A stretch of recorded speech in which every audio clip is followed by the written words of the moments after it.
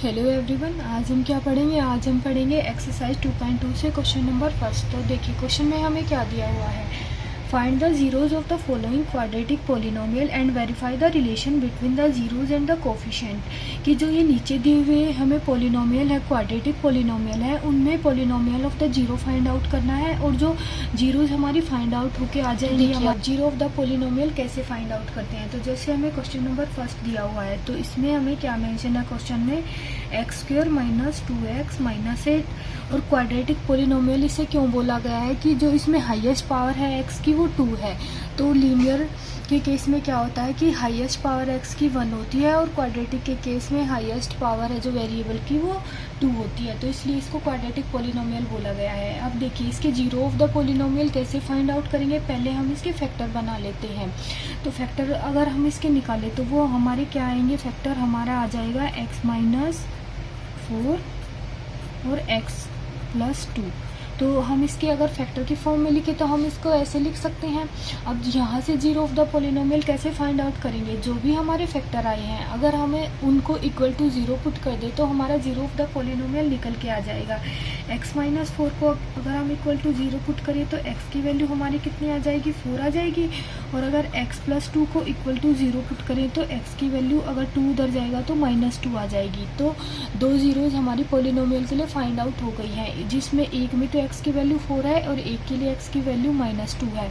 Zero of the polynomial का मतलब क्या होता है कि अगर हम x की वैल्यू को 4 इस इक्वेशन में पुट कर देंगे जो हमें गिवन इक्वेशन है, तो हमारी पूरी इक्वेशन के सोल्व होकर 0 आंसर देगी। सिमिलरली अगर हम x को माइनस 2 पुट कर देंगे तो ये पूरी इक्वेशन हमें 0 आंसर देगी x की वैल्यू माइनस 2 पुट करने पर। इस टाइप से हम zero of the polynomial find out कर सकते हैं। अब सेकंड हमसे क्या पूछा गया है कि हमें रिलेशनशिप निकालनी है किसके बीच में, जीरोज के बीच में और जो कोफिशिएंट है हमारे पोलिनोमियल के उनके बीच में हमें रिलेशनशिप निकालनी है। तो देखिए वो कैसे फाइंड आउट करेंगे हम। तो उसके लिए देखिए क्या करना है। तो जीरोज सम ऑफ जीरोज निकालते हैं हम। तो एक जीरो तो हमारी 4 है, एक माइनस 2 है, इनका सम निकालेंगे तो 4 प्लस माइनस 2। तो ये कितना आ गया, प्लस माइनस माइनस, तो ये 2 आ गया। तो रिलेशनशिप हमारी क्या निकली है कि जो 2 कैसे आ सकता है हमारा इस इक्वेशन से। अगर हम यहाँ लिख दें minus coefficient of x divided by coefficient of x square. अब देखिए ये दोनों वैल्यू इक्वल कैसे आएंगी। सम ऑफ जीरोज तो हमने निकाल लिया कि 2 आएगा। अगर हमें कोफिशिएंट के साथ रिलेशनशिप निकालनी है तो हमारा ये फॉर्मूला बन जाता है। अगर हम यहाँ रख दें माइनस और कोफिशिएंट ऑफ x, अगर हम क्वेश्चन से देखें तो क्या है, x का कोफिशिएंट माइनस 2 है तो माइनस 2 हमने यहाँ पुट कर दिया। और divided by coefficient of x square question में क्या है, 1 है, तो माइनस माइनस होके प्लस, तो ये भी वैल्यू 2 हो जाएगी। तो ये हमारी रिलेशनशिप आ जाएगी सम ऑफ जीरोज के बीच में और कोफिशिएंट के बीच में। ऐसे ही हम अगर प्रोडक्ट के लिए निकाले तो वो कैसे आएगी, product of zeros,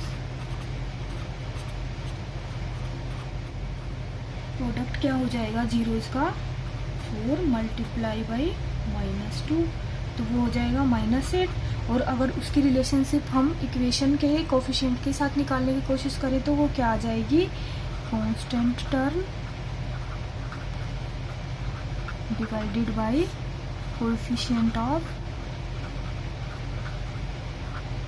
x square. तो कांस्टेंट टर्म हमारी यहाँ पे कितनी है, कांस्टेंट टर्म हमारी माइनस 8 दे रखी है हमें क्वेश्चन में।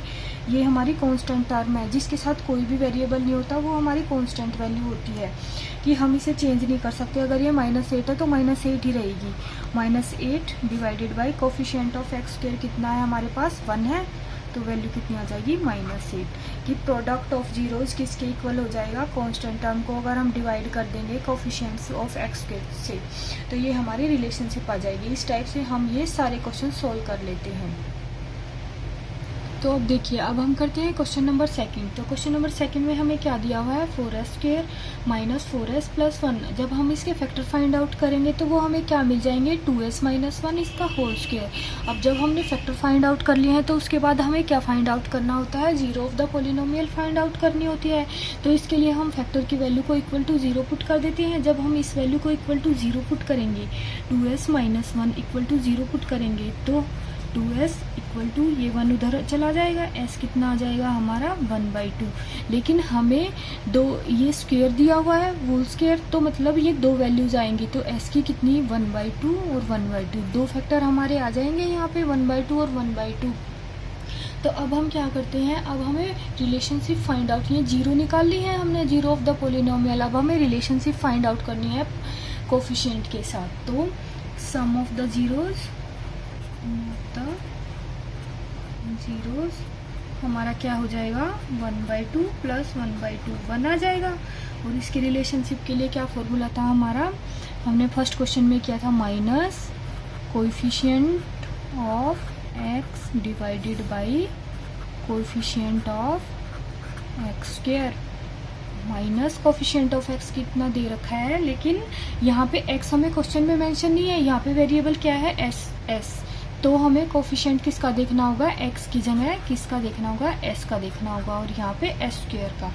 तो s का कोएफिशिएंट कितना दे रखा है हमें, -4 दे रखा है, -4 डिवाइडेड बाई एस स्क्वायर का कोएफिशिएंट 4 दे रखा है, तो माइनस माइनस प्लस हो जाएगा, 4 डिवाइडेड बाई 4 हमारा क्या आ जाएगा 1 आ जाएगा। तो मतलब ये दोनों हमारी वैल्यूज़ इक्वल आ गई है। ऐसे ही हम प्रोडक्ट निकालते हैं जीरोज़ के लिए, प्रोडक्ट ऑफ द जीरोज़, इसमें क्या आ जाएगा हमारा, ये है हमारा 1/2 इंटू 1/2, तो ये आ गया 1/4। उसके लिए फॉर्मूला क्या था हमारा, प्रोडक्ट के लिए constant term divided by coefficient of S square. और कांस्टेंट टर्म हमारी क्या है क्वेश्चन में, कांस्टेंट टर्म हमारी 1 है, तो 1 divided by coefficient of S square कितना है 4। तो दोनों वैल्यूज हमारी इक्वल आ गई। अब हम करते हैं थर्ड पार्ट। तो थर्ड पार्ट में हमें क्या दिया हुआ है, 6x² - 3 - 7x। तो हमने क्या बोला था कि फैक्टर निकालने से पहले हम हाईएस्ट टू लोवेस्ट पावर में अरेंज करते हैं, तो इस वैल्यू को हम हाईएस्ट टू लोवेस्ट पावर में अरेंज कर लेते हैं। 6x² हमारा पहले आ जाएगा, फिर आएगा -7 और फिर आ जाएगा हमारा -3। तो अब हमें क्या करना है, इस वैल्यू के फैक्टर निकालने हैं। जिन लोगों को फैक्टर निकालने के बारे में नहीं पता है वो एक बार प्रीवियस वीडियो देख लीजिए। तो जब हम इसके फैक्टर फाइंड आउट करेंगे तो हमारे पास क्या फैक्टर आ जाएंगे, 3x + 1 और 2x - 3। अब हमें क्या निकालनी है, zero of the polynomial find out करना है। तो zero of the polynomial find out करने के लिए हम जो भी फैक्टर की वैल्यू है उसको इक्वल टू 0 पुट करेंगे। तो 3x + 1, पहले तो इसको 0 पुट करेंगे और यहाँ से एक x की वैल्यू निकालेंगे, फिर 2x - 3 को इक्वल टू 0 पुट करेंगे, वहाँ से एक x की वैल्यू आ जाएगी और वो दोनों ही वैल्यू हमारी जीरो ऑफ द पोलिनोमियल होंगी। तो यहाँ से 2x हमारा क्या आ गया, 3 आ गया, x आ गया हमारा 3/2। यहाँ से करेंगे तो 3x, 1 उधर जाएगा तो वो माइनस हो जाएगा, x यहाँ से हमारा क्या आ गया -1/3। तो हमारे पास दो वैल्यूज़ आ गई जीरो ऑफ द पोलिनोमियल की, -1/3 और 3/2।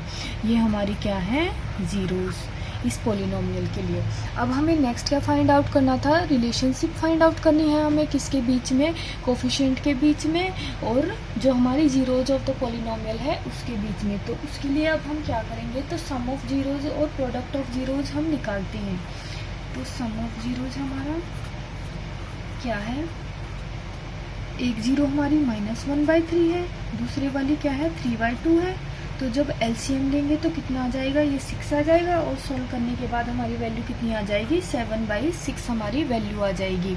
और वो हमने क्या बोला था, कोफिशिएंट के साथ किस टाइप से रिलेटेड होती है, minus coefficient of x divided by coefficient of x square. अब हम देखते हैं क्या वो वैल्यू सेम आ रही है हमारी, माइनस कोफिशिएंट ऑफ एक्स क्या है हमारा क्वेश्चन में, एक्स का कोफिशिएंट -7 है, तो -7 डिवाइडेड बाई एक्स स्क्वायर का कोफिशिएंट कितना है 6 है, तो माइनस माइनस प्लस, तो 7/6, मतलब दोनों वैल्यू हमारी सेम आ रही है। तो ये हमने रिलेशनशिप फाइंड आउट कर ली है सम ऑफ जीरोज और कोफिशिएंट के बीच में। अब प्रोडक्ट ऑफ जीरोज के लिए हम निकालते हैं रिलेशनशिप।